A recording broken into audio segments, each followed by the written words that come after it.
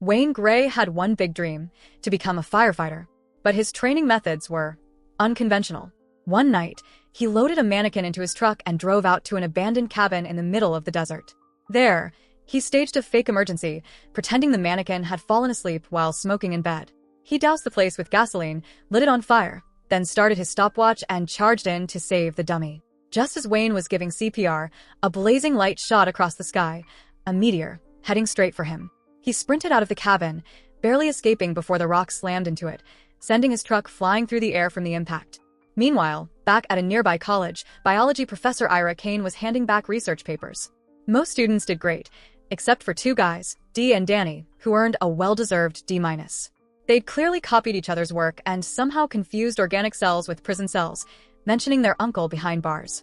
In another building, geology professor Harry Block was dealing with his own chaos, a student named Nain arguing about her essay grade. She insisted on a higher mark, claiming she needed it to qualify for a daycare job, though her real goal was to impress the judges at the Miss Arizona pageant. Harry half-joked that maybe she shouldn't be trusted with kids anyway.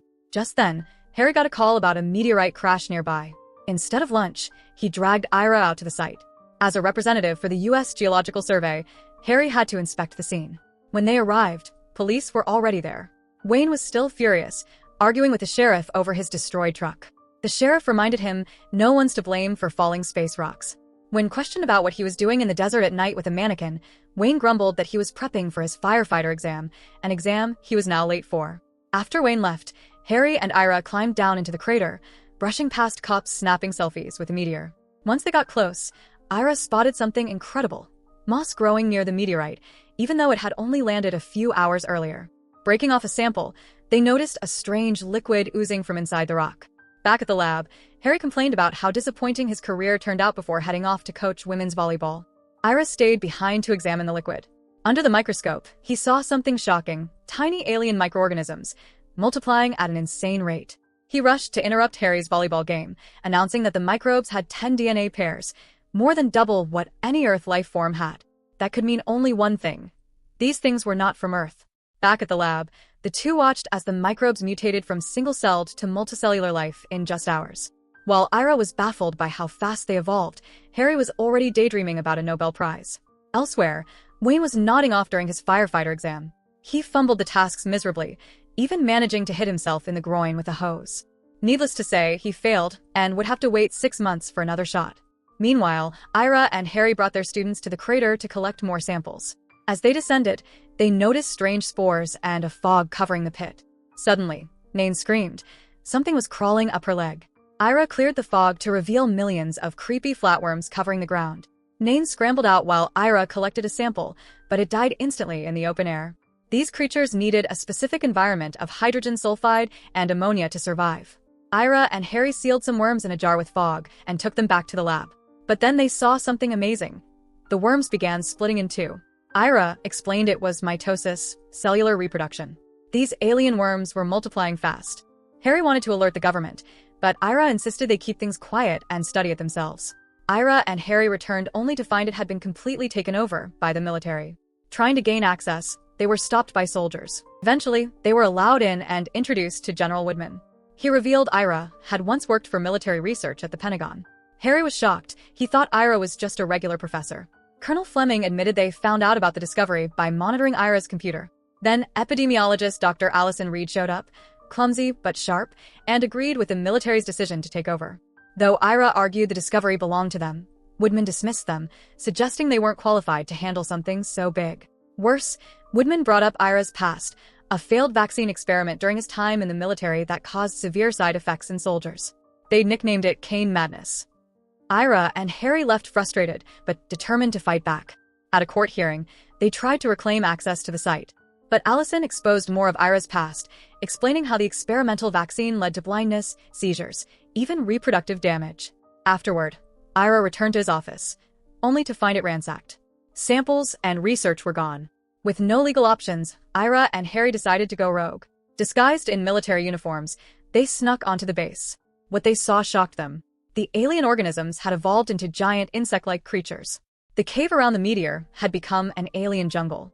As they explored in protective suits, Harry stepped on one of the life forms, and a swarm of spider-like creatures pounced, tearing it apart. When Ira told him to capture one, a massive predator swooped down and devoured it whole. Upstairs, Allison was called over to the security monitors, just in time to hear Harry comparing her body to one of the alien creatures. Furious, Allison stormed off as Harry got distracted by a strange bug crawling nearby. Moments later, Allison returned with armed officers. They stormed into the cave and threatened Ira and Harry with arrest for trespassing. Ira argued back, saying the military stole their samples first. But before the argument could escalate, the bug suddenly burrowed into Harry's suit. He started panicking, screaming for help as everyone watched the creature crawl under his skin. It made its way toward Harry's rectum. The team rushed him to a makeshift surgical station. A doctor spotted the creature moving and grabbed forceps while Ira and Allison tried to keep Harry calm. After a tense moment, they finally pulled the alien out, and it died instantly. Meanwhile, Wayne was working as a waiter at a country club party. Tired of the gig, he thought about moving to California. He served a drink to his boss, Barry, who had his eye on a woman, and set up a picnic date on the golf course. Something reptilian lunged out of the water and dragged Barry back in. A woman screamed, running back to the party to announce that Barry had been eaten. Wayne? He found it hilarious. Back at the base, Allison scolded Ira. He confessed he was desperate. After his failed vaccine experiment, this discovery felt like redemption. The next day, Ira and Harry met Wayne, who brought them a surprise, a large duffel bag containing the alien that killed Barry. Wayne explained it choked after falling into a sand trap. Elsewhere, in a quiet neighborhood, some women discovered dead worms in a storage closet. One of them, Grace, opened the door to find a frog-like creature. At first, it looked harmless. But when Grace called it closer, its tongue revealed itself as another hidden monster. It bit her before suddenly deflating and dying. That night, Ira visited Allison's hotel to warn her. The aliens were spreading, adapting fast. She already knew about the incident at the golf course, but assured him things were under control. Ira wasn't so sure.